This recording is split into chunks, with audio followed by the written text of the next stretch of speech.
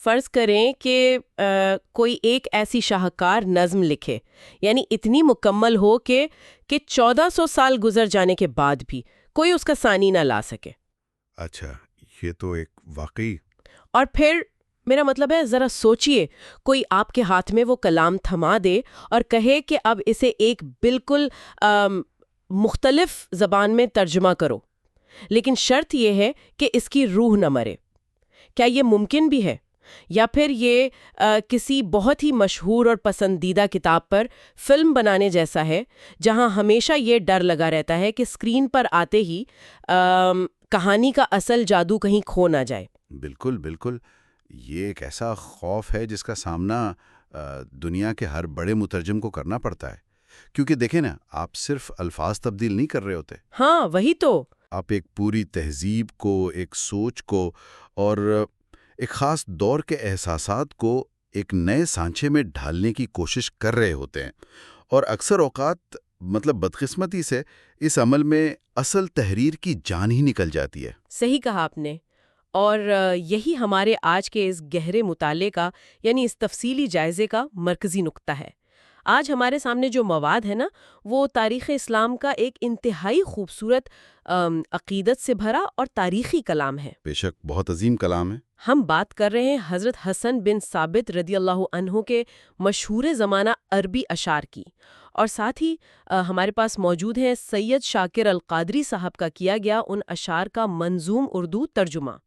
تو آج ہمارا مقصد صرف ان اشعار کو پڑھنا نہیں ہے، بلکہ اس میکانزم کو سمجھنا ہے۔ ہاں، اس میکانزم کو سمجھنا ہے کہ صدیوں پرانے عربی کلام میں عقیدت کو کس طرح منطقی انداز میں قلم بند کیا گیا، اور پھر جب ایک مترجم نے اسے اردو میں ڈھالا تو کیا اس نے اصل کلام کے ساتھ انصاف کیا، یا پھر ترجمے کے نام پر اپنی ہی کوئی نئی تخلیق کھڑی کر دی؟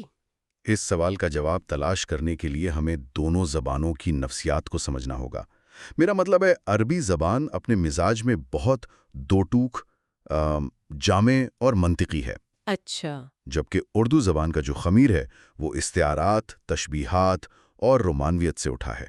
تو جب ایک زبان کا شاہکار دوسری زبان میں سفر کرتا ہے تو یہ دیکھنا واقعی دلچسپ ہوتا ہے کہ وہ اپنا لباس کیسے تبدیل کرتا ہے۔ صحیح، تو پھر ہم براہ راست اس کلام کی طرف ہی چلتے ہیں۔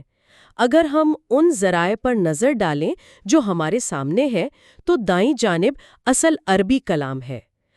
پہلے دو مصرے کچھ یوں ہیں: وَأَحْسَنُ مِنْكَ لَمْ تَرَ قَطُّ عَيْنِي، یعنی اور آپ سے زیادہ حسین میری آنکھ نے کبھی نہیں دیکھا۔ بالکل۔ اور دوسرا مصرع ہے وَأَجْمَلُ مِنْكَ لَمْ تَلِدِ النِّسَاء، یعنی اور آپ سے زیادہ جمیل کسی عورت نے نہیں جانا۔ اب میں یہاں تھوڑی سی الجھن کا شکار ہوں۔ کیسی الجھن؟ بظاہر یہ بہت ہی سیدھی سادی، اور اگر میں سچ کہوں تو عام سی تعریف لگتی ہے۔ مطلب ہم روزمرہ زندگی میں بھی تو یہی کہتے ہیں نا کہ میں نے تم جیسا کوئی نہیں دیکھا۔ تو اس میں وہ کون سی خاص بات ہے جس نے اسے 14 صدیوں تک زندہ رکھا؟ بظاہر دیکھیں تو واقعی سیدھے سادے الفاظ لگتے ہیں، لیکن اگر ہم ان کی ساخت پر غور کریں تو یہاں جذبات کے ساتھ ساتھ ایک انتہائی کڑی منطق کا، یعنی لاجک کا استعمال کیا گیا ہے۔ لاجک کا؟ وہ کیسے؟ دیکھیں، 7ویں صدی کے عربی معاشرے میں جہاں یہ کلام تخلیق ہوا، وہاں گواہی اور مشاہدے کی بہت زیادہ اہمیت تھی۔ تو شاعر نے یہاں محض جذباتی دعویٰ نہیں کیا، بلکہ کائنات کے دو سب سے بڑے ستونوں، یعنی مکان، جس کو ہم اسپیس کہتے ہیں، اور زمان، یعنی ٹائم، کو اپنی دلیل بنایا ہے۔ ایک منٹ، مکان اور زمان، اسپیس اور ٹائم، ذرا اس کی وضاحت کریں۔ ایک اتنی چھوٹی سی لائن میں یہ دو اتنے بڑے فلسفیانہ تصورات کیسے آ گئے؟ پہلے مصرے پر غور کریں، لم ترا قط عینی، میری آنکھ نے کبھی نہیں دیکھا۔ یہاں شاعر اپنی ذات اور اپنے مشاہدے کو پیش کر رہا ہے۔ اب آنکھ وہی دیکھتی ہے نا جو اس کے ارد گرد موجود ہو۔ ہاں، جو فزیکلی وہاں ہو۔ بالکل، یعنی یہ کائنات کے مکان یا اسپیس کا احاطہ کر رہا ہے۔ شاعر دعویٰ کر رہا ہے کہ میں نے دنیا کے جس حصے میں سفر کیا ہے، جو خطے میری نظر سے گزرے ہیں، ان تمام موجودہ جگہوں پر آپ جیسا کوئی نہیں ہے۔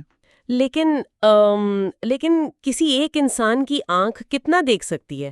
میرا مطلب ہے اس دور میں تو انسان پوری دنیا گھوم بھی نہیں سکتا تھا، تو یہ دعویٰ تو محدود ہو گیا نا کہ جتنا میں نے دیکھا ہے اس میں آپ بہترین ہیں۔ ہو سکتا ہے دنیا کے کسی اور کونے میں کوئی اور موجود ہو جسے شاعر نے نہ دیکھا ہو۔ کیا بات ہے، بالکل درست۔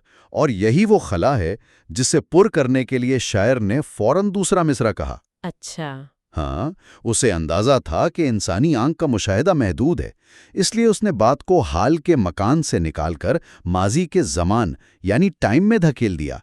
اس نے کہا لم تلدن نساء، عورتوں نے نہیں جانا۔ واہ، اب یہ بات صرف شاعر کی آنکھ یا موجودہ جغرافی تک محدود نہیں رہی، بلکہ اس نے انسانیت کی پوری تاریخ اور بائیولوجی کا احاطہ کر لیا۔ جب سے دنیا بنی ہے اور جتنی بھی مائیں اس دنیا میں آئی ہیں، ان کی تخلیق میں ایسا کوئی وجود شامل نہیں ہے، یعنی جو میری آنکھ کی پہنچ سے باہر ماضی کے پردوں میں چھپا ہے، اس تاریخ میں بھی آپ کی کوئی مثال نہیں ملتی۔ واہ، یہ تو ایک زبردست منطقی جال ہے۔ اف، اس کی ساخت مجھے اس بات کی یاد دلا رہی ہے کہ جب ہم کسی بھی شعبے میں کسی کی حتمی برتری ثابت کرنا چاہتے ہیں تو ہم یہی طریقہ اپناتے ہیں۔ بالکل۔ مثال کے طور پر ایک عام سی مثال لیتے ہیں۔ اگر کرکٹ پر بحث ہو رہی ہو تو کوئی یہ نہیں کہتا کہ یہ آج کے میچ کا بہترین کھلاڑی ہے۔ اگر ہم نے واقعی کسی کو عظیم ترین ثابت کرنا ہو تو ہم کیا کہتے ہیں؟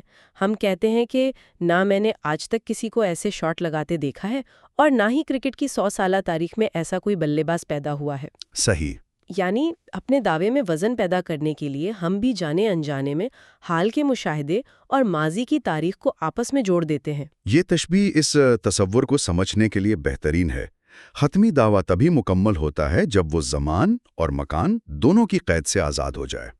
اور اس میں ایک اور باریکی بھی ہے۔ وہ کیا؟ پہلے مصرع میں لفظ احسن استعمال ہوا ہے جو حسن سے نکلا ہے۔ عربی لغت میں حسن کا تعلق صرف ظاہری شکل و صورت سے نہیں ہے، بلکہ کردار، سیرت اور اخلاق کی خوبی سے بھی ہے۔ اچھا، یعنی انر بیوٹی۔ بالکل، جبکہ دوسرے مصرع میں لفظ اجملو ہے جو خالصتاً جمال، چہرے کی کشش اور ظاہری خاد و خال کی طرف اشارہ کرتا ہے۔ یعنی شاعر نے صرف زمان و مکان کو ہی اکٹھا نہیں کیا، بلکہ صورت اور سیرت دونوں کی کاملیت کا اعلان کر دیا ہے۔ یہ واقعی الفاظ کا ایک ایسا قلعہ ہے جس میں کوئی شغاف نظر نہیں آتا۔ لیکن اب یہاں سے ہم اس موڑ پر آتے ہیں جو مجھے سب سے زیادہ چیلنجنگ لگ رہا ہے۔ ترجمے کی طرف۔ ہاں، ہم نے دیکھ لیا کہ عربی متن کتنا دو ٹوک، منطقی اور وسعت کا حامل ہے۔ اب ہم تصویر کے بائیں جانب آتے ہیں جہاں سید شاکر القادری صاحب کا اردو ترجمہ موجود ہے۔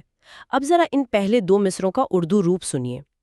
نہیں دیکھا میری آنکھوں نے کوئی مہجبی جانا، اور نہ آغوش صدف میں ہے کوئی در سمی جانا۔